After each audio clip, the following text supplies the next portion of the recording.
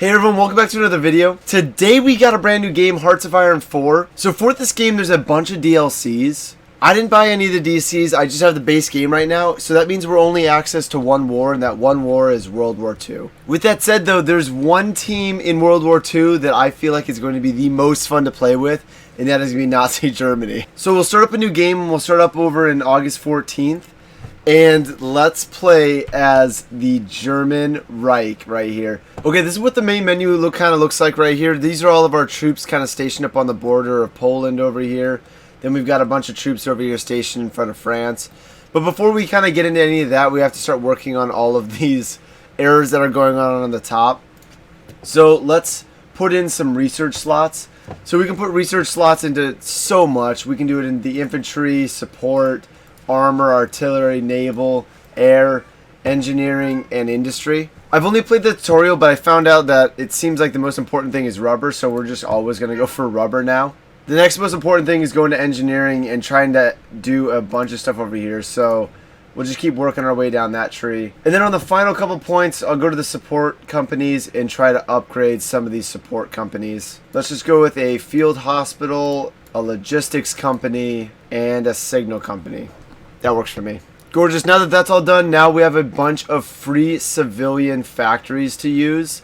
And with these civilian factories, I'm kind of just thinking that I'm going to make a bunch of military factories with it. Cool. So I just made a bunch more military factories kind of in the right side of the country and the left side, because I think that we're going to get into war with Poland and France like right off the bat. So if I put more military factories over there, we can start pushing out troops from both sides. Next up after that, I'm just going to work on some more civilian factories, just because I feel like factories are kind of the most important part in the game. I could be wrong, but that's just what I've noticed. And now it's military factory time. So I just swapped up. We're no longer building light tanks. Now we're building the Panzer IIIs, which are amazing.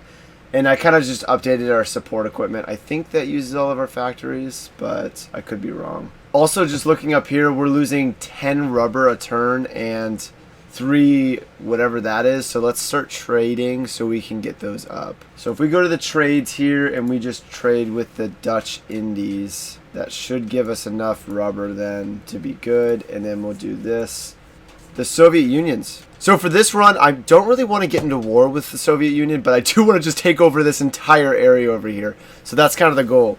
Okay, perfect. Looking good now. I think that's everything that we needed to do just to kind of start it all out. We're going to start a war with Poland. But before we start a war with Poland, let's, we've got a bunch of troops stationed over here. Let's start building up our armies or new divisions, and then we can start coming up with a battle plan to how to take out Poland. Okay, cool. All 4 of our armies are made. We've got our first army up here, second army up on the northern part of Poland, third army on the middle, and then our 4th army is going to be hitting the lower part of Poland right here. Let's start making the pure battle plans now. Okay, alright, so in our 4 divisions, we've made 4 kind of attack positions right here. We have our northern flank that's coming down. They're going to attack this kind of open area. Then we have our army number 1 that's going to attack the port city. Army number 2 is going to be taking out the large cities in Todz and Warsaw and part of Krakow. And our final division is going to be taking out the lower part over here. It's just to kind of take more land. This division is. It's not really for anything else. But it's all on this side of the river, so it should be hopefully a nice, easy victory. And we're not even going for the big city right there either. Alright, perfect. Now I just assigned airplanes to all of our troops. Let's just go through a little bit of time because I want to get all of our troops in the correct areas. Okay, the final thing that we have to do now is do our recruit and deploy. We need areas that new troops are kind of coming into the war. So let's do an infantry right over here. I think it's right there. And we will start making kind of 3 divisions right there. And then let's also make a panzer division, kind of same spot over in Prague. Gorgeous. Since we have some more troops coming in over there, let's make some more troops that come on in over here now. Because like I said, we're going to have 2 fronts. With that being said now, I think that we do a declare war on Poland. So that one's done. Gorgeous. So I think Poland is friends with France. So I think we might be at war with France as well. Yep, we are 100% at war with France. Yikes. So with that being said, now that we're at war with France, I did not make any armies over here. So let's start building up a army on this side here. Cool. Armies are built up over here now. We only have 2 of them, which isn't ideal, but that's fine. Now we just have to come up with some battle plans for them. Okay, cool. So the France idea is I have 2 armies over here, and we kind of just push this one area. There's not a lot of really good deciding factors, but this lower army can kind of push up to get to Paris. And if we can get to Paris, then we're good. It's not very populated.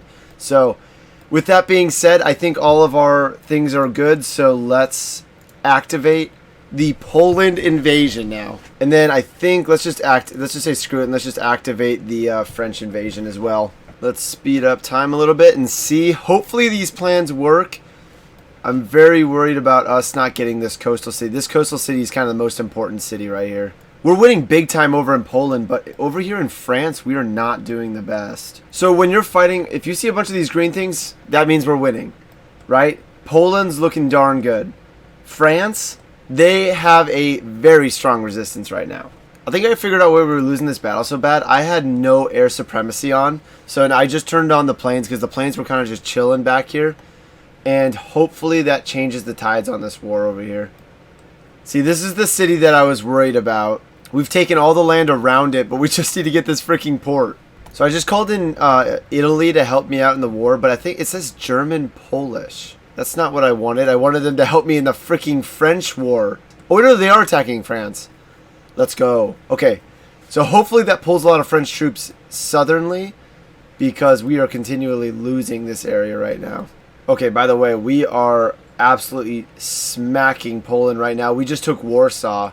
Okay, so while just looking over here at Poland, we've got a couple like weird pockets of stuff, and it looks like we're almost losing. So I'm just gonna kind of change up our front lines over here, just so we can actually not have this problem. Looks like we're about to get that coastal town over there, which is money. We still have this little pocket right here. I'm not too worried about it. Honestly, I'm probably just going to pull these troops back and make up a new front line. So we're moving our 3rd army just to take out this middle army right here.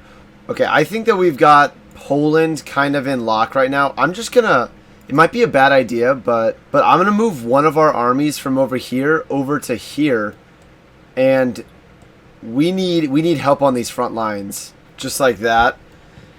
And fingers crossed, bringing 17 more troops over there will be ideal. Yes! Polish equipment seized. We've got 50% of their stockpile, 1,000 seasoned goods, 16 civilian trains, and a bunch of weapons. That's what I like to see right there. Okay, Poland captured. Wow. Now we're looking darn good. I moved one more division over here to help try to take this out because we're still losing that battle. But the rest of our units over here are just going up on the Russian border and the Lithuania border. Okay, I guess the Soviet Union wanted part of it. Like I said, I just want to be happy with the Soviet Union, so we're just going to allow that to happen. I'm not too mad about it. We're going for France right now. That's kind of our biggest thing. Screw it, we're moving another division over to France. We still can't get any of this land. I have no clue why. Okay, so I just made a field marshal over here because hopefully the field marshal will do a little bit better. With that being said, I think I'm just going to swap up our front lines because I'm just not getting it right now. Okay, I think this is what we're going to call the video. I'm not really sure as to what to do to get past this. If you could just give me some advice down in the comment section, that would be greatly appreciated because we have a much larger army than them in this area, but they're still holding strong right now. Anyways, if you guys want to continue watching me play Hearts of Iron 4, make sure you give a like and subscribe. Thank you.